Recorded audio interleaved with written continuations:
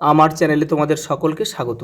আজ আমরা মাধ্যমিক 2026 এবিটিএ টেস্ট পেপার থেকে ইতিহাসের 460 নম্বর পেজে যে সেটটি রয়েছে সেটাই আজকে আমরা সলভ করব।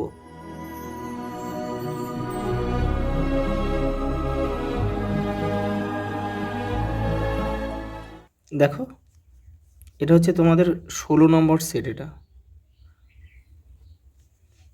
400 পেজ কিন্তু 460।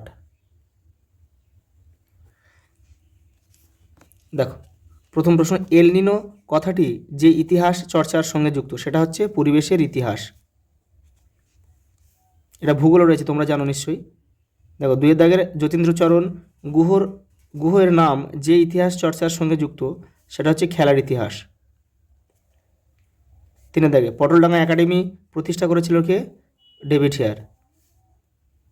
সাধারণ ব্রাহ্ম সমাজের আচার্য ছিলেন বিজয়কৃষ্ণ গোস্বামী। 5 দেখো, হিন্দু ফিমেল অ্যানুইটি ফান্ড গঠন করেন বিদ্যাসাগর।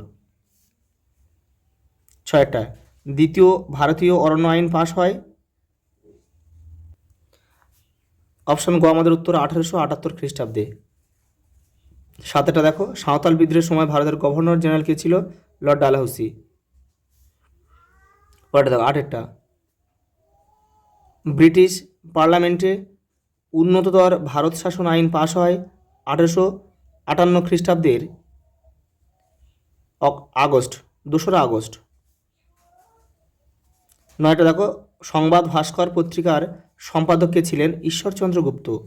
অপশন খ আমাদের উত্তর। পরেরটা দেখো, রামতনু লাহিড়ীর সভাপতিত্বে সর্বভারতীয় জাতীয় সম্মেলন অনুষ্ঠিত হয় 1883 খ্রিস্টাব্দে।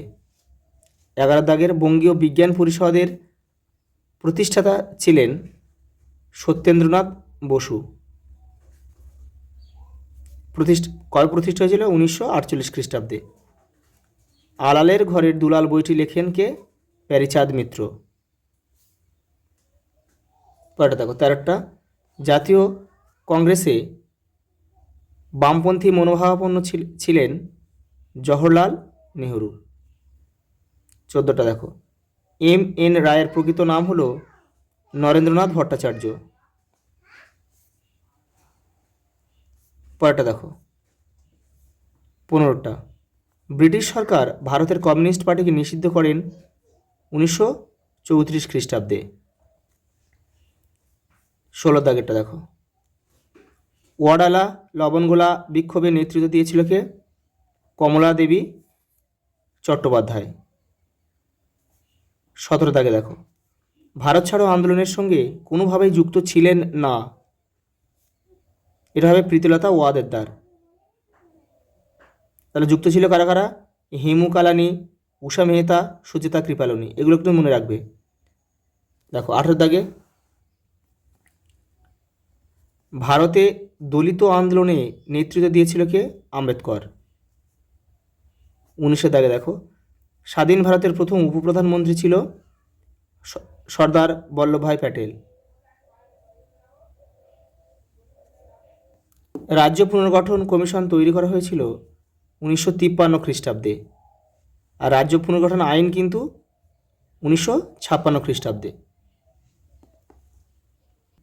দেখো, বিভাগ খ। বিভাগ খয়ে কিন্তু 5টা উপবিভাগ রয়েছে। সেই 5টা উপবিভাগ থেকে কিন্তু প্রত্যেকটা থেকে কিন্তু তোমাকে কমপক্ষে একটা করে মোট 16টা প্রশ্নের উত্তর দিতে হবে। প্রথম প্রশ্ন দেখো, উপবিভাগ 2.1 কী দিয়েছে দেখো, ভারতে প্রকাশিত প্রথম বাংলা ভাষায় প্রকাশিত সাপ্তাহিক পত্রিকা কোনটি? উত্তর হবে সমাচার দর্পণ। সমাচার দর্পণ।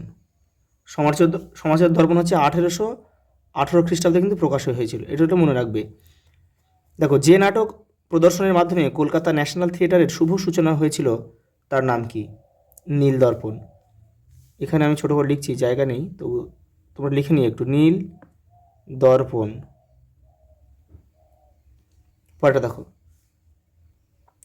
বিদ্যাসাগর কোন পত্রিকায় বাল্যবিবাহের বিরোধিতা করেন? সর্ব, সর্বশুভ শুভ করি।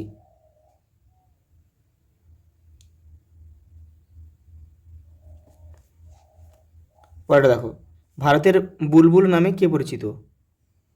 সরোজিনী নাইডু।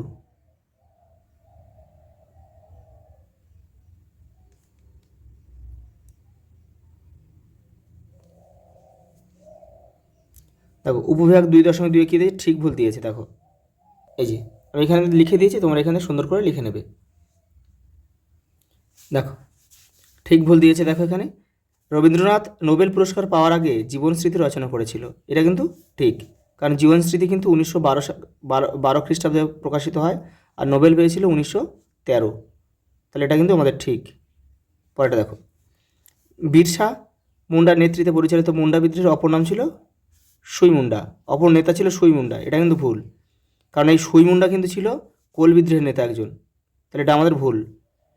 নীল বিদ্রোহ ছিল একটি জমিদার বিরোধী কৃষক বিদ্রোহ, এটাও কিন্তু ভুল। কারণ এটা কিন্তু ছিল নীলকর সাহেবদের বিরুদ্ধে কিন্তু বিদ্রোহটা ছিল। পরেরটা দেখো, ফরাজি আন্দোলনের প্রকৃত নাম ছিল তারিকা মোহাম্মদী, এটাও ভুল। এটা হবে ওহাবি আন্দোলনের প্রকৃত নাম ছিল তারিকা ই মোহাম্মদিয়া। দেখো এই যে ছক দিয়েছে, দেখো এই স্তম্ভ কিন্তু তোমরা কেউ তীর চিহ্ন দিয়ে মিলাবে না, ঠিক এই পারে দাগ নাম্বার এই পারে লিখে দেবে, হয়ে যাবে। দেখো ন্যাশনাল মিত্র, দেখো নবগোপাল মিত্র 2.3.1 প্রচণ্ড মমতা হচ্ছে একটা কিন্তু ব্যঙ্গচিত্র। কার লেখা ছিল এটা, কার আঁকা ছিল এটা? গগনেন্দ্রনাথ ঠাকুর। বন্দে মাতারাম, দেখো যদু ভট্ট 2.3.3, আর ইউরিয়া স্টিবামাইন উপেন্দ্রনাথ ব্রহ্মচারী 2.3.4। তা ম্যাপ পয়েন্টিং রয়েছে, ম্যাপ পয়েন্টিংটা আমি পরে তোমাদের কয়েকটা ম্যাপের মধ্যে সব করিয়ে দেবো। দেখো বিবৃতির ব্যাখ্যাটা দেখে নাও। দেখো প্রথম বিবৃতি কী দিয়েছে, দেখো লীলা নাগ 1923 খ্রিস্টাব্দে ঢাকা দীপালি সংঘ প্রতিষ্ঠা করেন। এর উদ্দেশ্য কী ছিল? দেখো ব্যাখ্যা 1 দিয়েছে মেয়েদেরকে বিপ্লবী ভাবাদর্শে দীক্ষিত করা। ব্যাখ্যা 2 এই সংগঠনের মাধ্যমে নারী শিক্ষার প্রসার ঘটানো। আর ব্যাখ্যা 3 দিচ্ছে নারীদের আত্মনির্ভরশীল করে তোলা। ব্যাখ্যা 1টাই আমাদের সঠিক উত্তর হবে, মেয়েদেরকে বিপ্লবী ভাবাদর্শে দীক্ষিত করা। দেখো 2 নম্বর বিবৃতি কী দিয়েছে, দেখো ভারতের সশস্ত্র স্বাধীনতা আন্দোলনে প্রীতিলতা ওয়াদেদারের নাম স্মরণীয়। ব্যাখ্যা 1 তিনি কর্ণফুলীর যুদ্ধে নিহত হন। তিনি চট্টগ্রাম ইউরোপিয়ান ক্লাব আক্রমণের নেতৃত্ব দিয়েছিলেন। ব্যাখ্যা 3 কী বলছে, দেখো তিনি চট্টগ্রাম অস্ত্রকাল লুণ্ঠনের নেতৃত্ব দেন। এটা হবে ব্যাখ্যা 2 হচ্ছে আমাদের সঠিক উত্তর হবে, তিনি চট্টগ্রাম ইউরোপিয়ান ক্লাব আক্রমণে নেতৃত্ব দিয়েছিলেন। দেখো 3 নম্বর বিবৃতি, কার্লাইল সার্কুলারের বিরুদ্ধে গঠিত হয় অ্যান্টি সার্কুলার সোসাইটি। ব্যাখ্যা 1 সরকারি নীতির সমালোচনা করাই ছিল এর মূল উদ্দেশ্য। ব্যাখ্যা 2 এর উদ্দেশ্য ছিল বহিষ্কৃত ছাত্রদের সংশ্লিষ্ট শিক্ষা প্রতিষ্ঠানে টিকিয়ে রাখা। ব্যাখ্যা 3 বহিষ্কৃত ছাত্রদের বিকল্প শিক্ষার ব্যবস্থা ও জাতীয় শিক্ষার প্রসারের জন্য এটি গঠিত হয়। ব্যাখ্যা 3টাই আমাদের সঠিক উত্তর হবে, বহিষ্কৃত ছাত্রদের বিকল্প শিক্ষার ব্যবস্থা ও জাতীয় শিক্ষার প্রসারের জন্য এটি গঠিত হয়। দেখো এটা 4 হবে, এটা 2 দিয়েছে, এটা 4 হবে। বিবৃতি দিয়েছে, দেখো দক্ষিণ ভারতের মানুষদের মধ্যে ভাষাভিত্তিক রাজ্য গঠনের দাবি ছিল সবচেয়ে বেশি। ব্যাখ্যা 1 তারা মাতৃভাষাকে খুব ভালোবাসত। ব্যাখ্যা 2 তারা মাতৃভাষা ছাড়া অন্য কোনো ভাষা জানতো না। ব্যাখ্যা 3 একমাত্র মাদ্রাজ প্রদেশের মধ্যে 4টি প্রধান ভাষাগোষ্ঠীর মানুষ ছিল। ব্যাখ্যা 3টাই আমাদের সঠিক উত্তর হবে, একমাত্র মাদ্রাজ প্রদেশের মধ্যেই 4টি প্রধান ভাষাগোষ্ঠীর মানুষ ছিল। আচ্ছা এই পর্যন্ত, দেখা হবে পরের ভিডিওতে।